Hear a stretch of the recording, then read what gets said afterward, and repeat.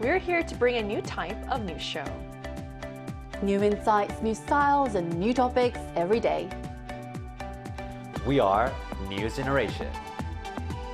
Bringing news just for you. It's Friday, November 21st here in Seoul. I'm Lee Soo-jin, and this is News Generation. Joining us today is Chiyun. Happy Friday. Happy Friday, and also Fabio's with us. Almost weekend. It's almost weekend. So both are here to speak on behalf of people in their 20s and 30s. Well, it's finally Friday, and as we wrap up the week, I wanted to talk about how every season seems to have its own vibe. In Korea, we even say 가을을 탄다, which means that people tend to get a bit more reflective or sentimental when autumn comes around. And honestly, with the cooler, slightly cold air and the changing colors, it's easy to find yourself walking around getting lost in your thoughts. So, Chiyun, what kinds of memories or feelings come up for you during the fall season? I like the way that you say 가을이 탄다. Well, when autumn comes, well, certain feelings do come up for me. It's not that I feel lonely, but I do find myself wanting to spend more time, my time, me time, own. And there's something about the falling leaves that makes everything a little more reflective and emotional. Ooh. So on days like this, I often feel like listening to Isora's song. She's one of the greatest singers in Korea. 바람이 분다. She sings calm and emotional songs, and they match the season perfectly. And sometimes, for no clear reason, a single tear just slips down a little bit. And autumn gives me a calm and emotional mood, like the song. It's like that gentle, nostalgic feeling you only get at this time of the year. I really feel that. I think with certain seasons, there's like a playlist. So for autumn, I also have Isora's songs in my playlist. And also 바람이 분다. 바람이 분다, Wind Blows. I have that, and also have Taylor Swift's All Too Well. Oh, on that Taylor list. Swift, yes. So what about you, Fabio? Well, I should get a little bit more into Isora because I'm not that familiar. But it's true that cold winds bring this kind of like introspective thoughts, right? And I start finding more comfort in things that feel vulnerable and intimate. So I start being a little bit less active on social media, and instead of engaging in broader and big conversations, I tend to prefer, little hangouts with very close friends right next to the fireplace while rain pours, something a little bit more romantic.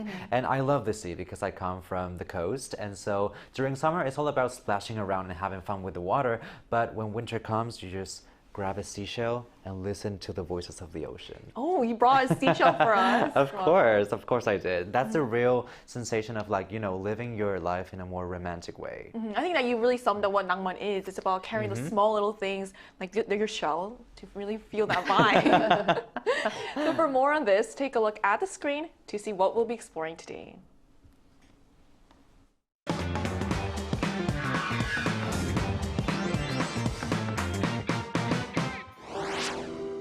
Practicality and being realistic are often seen as the qualities we should value most. We're taught to make sensible choices, stay grounded, and keep our feet firmly on the floor. But there's also something quietly beautiful about dreaming and moving through life with a romantic, idealistic, softly sentimental mindset, what Koreans describe as Nangman. Because really, where's the joy in being tied down by reality all the time? So today on News Generation, we're taking a closer look at this sentimental mindset, how it has made a comeback, and why young people in particular are embracing this sense of nostalgia and romanticism more than ever. So as we just saw in the video, Nangman isn't just about nostalgia or aesthetics. It's about finding moments that move us emotionally and give us a brief escape from the fast-paced, practical world that we live in. And to briefly explain what the Korean word Nangman means, again, it's a romantic, idealistic, and slightly sentimental way of approaching life, unburdened or constrained by reality or the practical world. And in today's digital age, where nearly everything can be done with a smartphone, it's fascinating to see how young people are drawn to experiences and products that feel more romantic and tangible, part of the Nangman experience. So, Chiyun, why do you think that this shift towards more Nangman or sentimental experiences is happening among younger generations? That's a very good question. I think the Gen Z individuals, they are sick and tired of this fast-paced, hyper-connected digital world that is all connected with our small smartphone. So feeling worn out by constant screens and, alerts that they get every single morning or every day, the whole day. So they are turning their back to what we call Nangman, as you mentioned, the romantic sensibility, a slower, more mindful way of living their lives. So, you know, that for this generation, romance isn't just a trend. It's reshaping how we feel, how they spend, and what they value in their life. So at the heart of this shift is something called 물성 매력 in Korean, and it means physicality appeal. It refers to the texture, weight, shape, and overall feel that only tangible items can offer. So this is why hands-on activities are becoming very popular here. For example, we have this craft studio workshops, and we talk about takgu, diary decorating sessions, and also there are various pop-up stores. They are all drawing up in young people. GenZ want something they can truly hold, feel, touch the texture and experience it. It's a more away from digital overload, and a way of grounding themselves in something more authentic, real. So in the end, it's the real things that stay with us, isn't it? Something that you can really touch. The tangible one. Right. It feels different. Like I used to write a diary in my iPad, but it feels different putting pen to paper. The feeling of it is totally different. So it's, even though millennials and Gen Zs live in a fast, convenient digital world where everything can be done with a smartphone, many are actually seeking out Nangman as a way to step away from that digital fatigue. It's not just a fleeting trend. It's changing the way they consume, valuing the tactile, sensory, and emotionally engaging qualities of real objects over what exists only on screen. So with this focus on hands-on experiences typically associated with the Nangman trend, what kinds of spaces or activities are young people gravitating towards these days, Fabio? Well, currently the MC generation is facing this dilemma between the tangible realm and the digital world. So as you can mention, you know, a lot of people are a little bit stressed about the amount of digital life that is included in our routines. So a lot of people are trying to escape from it. Still, for example, if we think about the world of content, a lot of creators still need to communicate with people in the digital sense, and that is still very popular and very prevalent in our society. However, they are being also more aware that a lot of the audience is craving for something a little bit more intimate, a little bit more, something that carries a little bit more of sincerity, instead of something a little bit more flashy or more pretentious in terms of experiences. And even outside of the digital realm, we find like real life, and then we have, for example, consumption. We cannot escape consuming every single day, but going to a regular shop is just boring. It's just, you're never going to find new experiences. And then buying online might be fast-paced, but at the same time, it just feels like a very flat experience. And because of that, a lot of people are choosing to go to pop-up stores. So pop-up stores are becoming this new culture of consumption where people actually get a memorable experience, and it becomes like a playground for consumers to, you know, build that kind of like emotional relationship with the products they are trying to buy. At the same time, new hobbies are becoming also more popular among young people, and I have many of my friends nowadays picking up DIY crafts, ceramics, sewing, or knitting. All of this are very laborious, right? You need a lot of time and a lot of effort. So you might think, what is the point of going so analog? But at the same time, that effort and that struggle, it really feels like you're belonging, right, in the process. You're part of the process, and that final product is part of you, instead of just something that you got from somewhere, just like buying it. So because of that, people are very aware that building spaces and engaging with tangible things and being part of the process is as important as ever. Right, I think that's also why one-day classes are really popular to do those, Exactly. you know, activities that you mentioned as well. So it's fascinating how young people are turning even to short-term pop-up stores into playgrounds for experiences. It really shows that they're looking for something more than instant digital satisfaction. Like activities like DIY, crafts, or time-intensive hobbies give them that sense of Nangman that can't be found online. And these trends highlight how younger generations are willing to invest time and effort into meaningful tactile experiences. So we've talked about how a lot of young people are exploring hands-on experiences. Are they also maybe engaging with music and trends from the past? Well, definitely they are. This nostalgic trend is leading many Gen Zs to rediscover the sounds and music and culture of earlier decades, even as K-pop dominates the global stage right now. They still enjoy today's music, of course, but they are also falling for the voices that shaped the 70s and 80s. Like, for example, we have Kim Gang-seok, singer Kim Gang-seok, Lee Seon-hee, and Cho Yong-pil, many more, of course.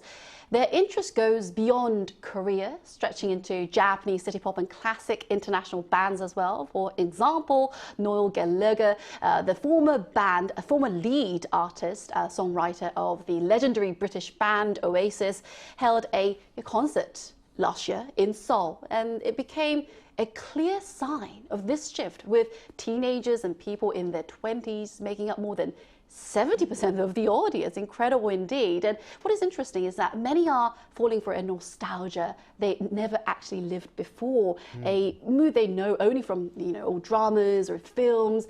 As retro music rises again, LP bars and cafes are becoming very popular among the Gen Z.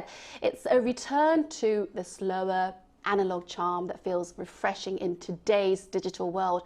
A reminder that the best things don't need a battery. I think that's one of the reasons that Fabio didn't bring his laptop and was reading True, I only have paper today. That's right. Like you said, K-pop is great, but sometimes it's nice to appreciate the OG artists Slow of the beats, past. music. Like you mentioned Lee Soda earlier, Yes. so that there's a lot of artists to explore there too.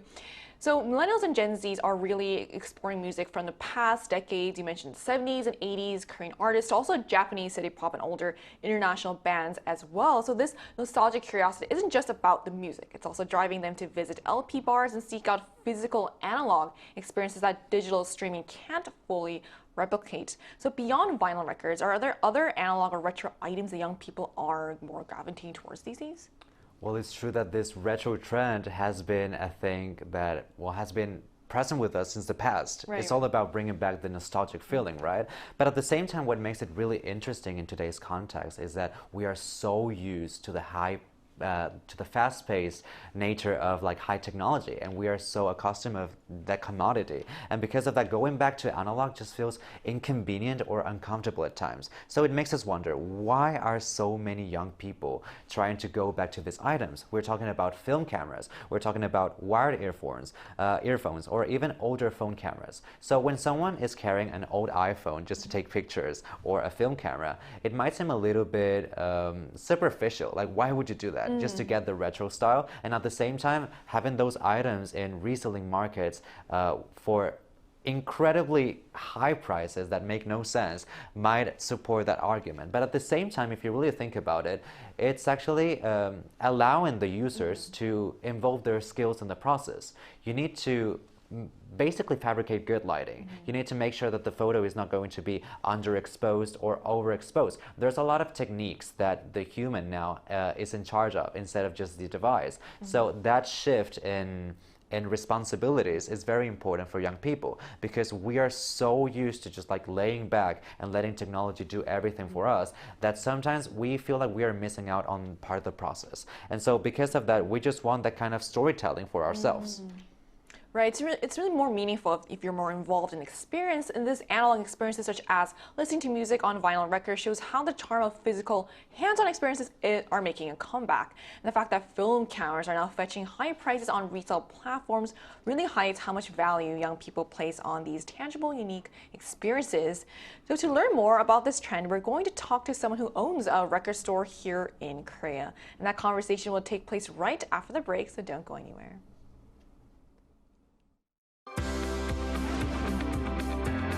NewsGen wants to hear from you. Go to YouTube and search out Channel Arirang News. Click Posts. And cast your vote in the poll. Make a new type of news with us.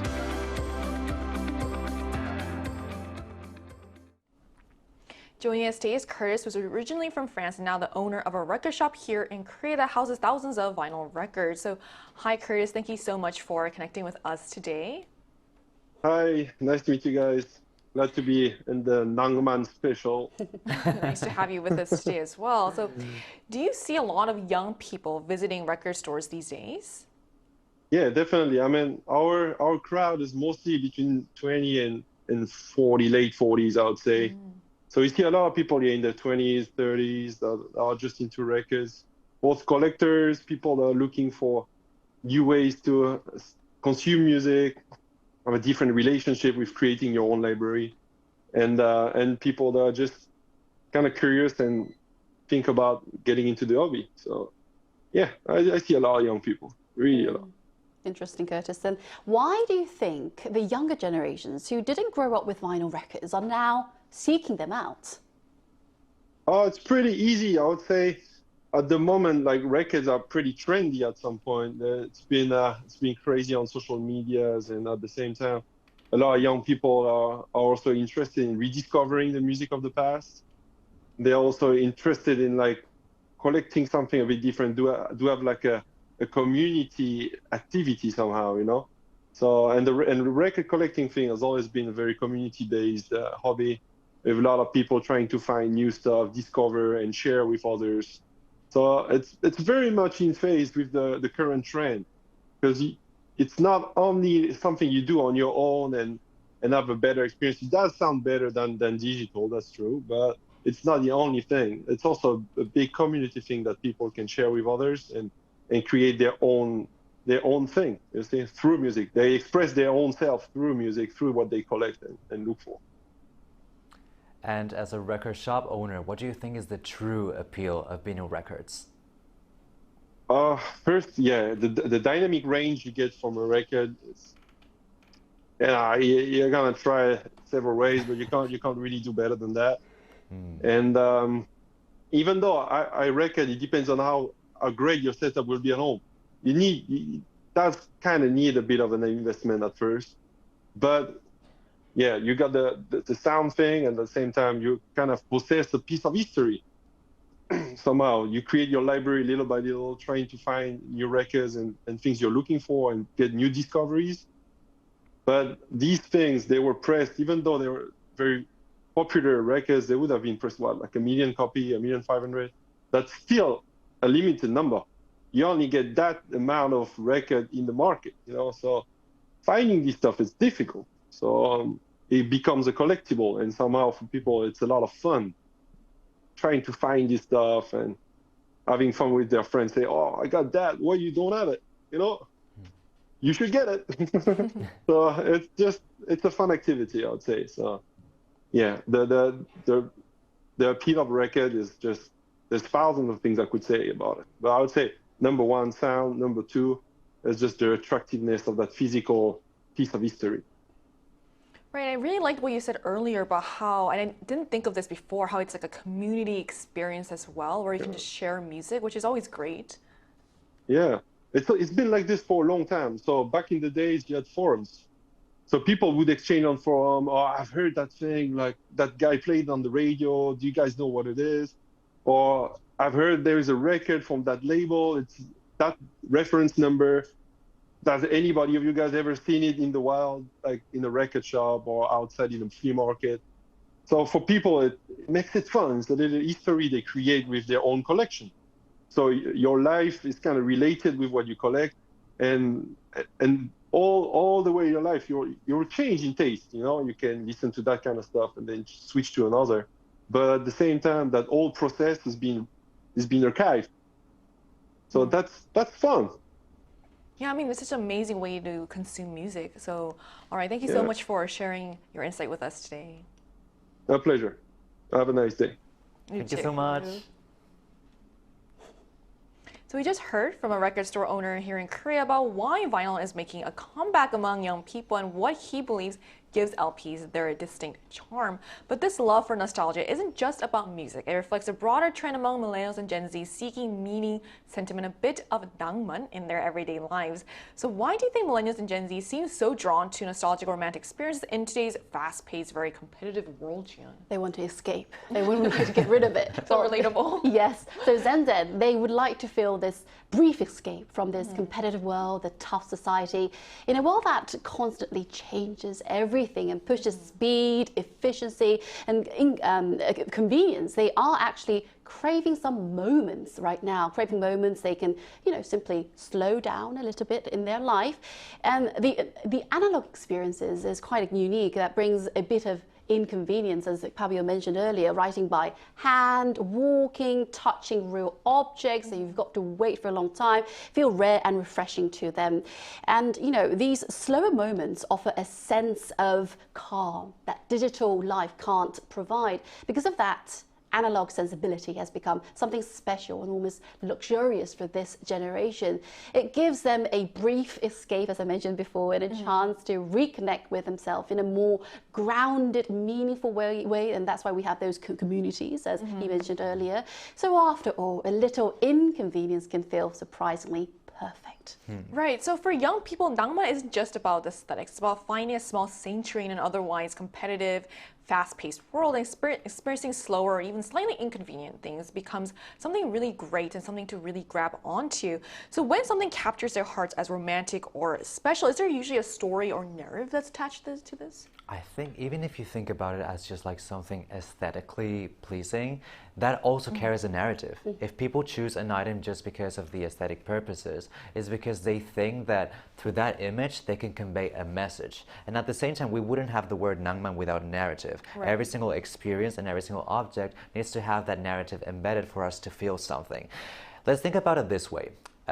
If we like a protagonist, we usually like a protagonist because we relate to that protagonist, or because we like the story or what that protagonist goes through. Right, we're living through them almost. Exactly. If we have someone that is just like succeeding by nature, we have nothing to fight for. We have nothing to, you know, we don't look up to that person. So we have, for example, iconic characters like Batman. We don't care about Batman saving the city every single day. We care about his struggles, his past, his reason for being the way he is. And because of that, struggle and effort are just a crucial part of why people are feeling this sense of Nangman with analog devices. It's because we need to put part of our effort. We need to lose energy into creating something that gives us energy. And so because of that, that whole process carries pain, but ends up with something more satisfying. Because without that process and just getting the futile type of like serotonin of just a very fast-paced type of pleasure, we don't really feel something that is long-lasting. We want a long-lasting memory.